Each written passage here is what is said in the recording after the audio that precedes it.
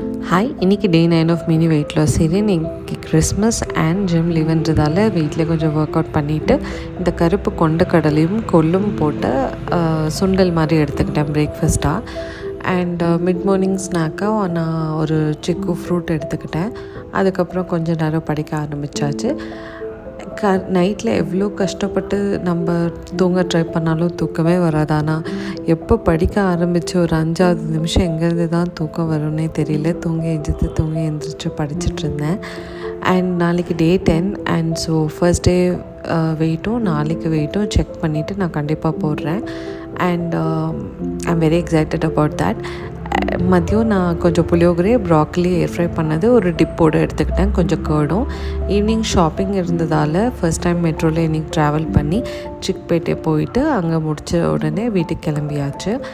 And around 9:30 ஆகிட்டதால் வீட்டுக்கு வர இந்த சேம் சுண்டலையே நான் டின்னராக எடுத்து முடித்தாச்சு. ஓகே, பாய்.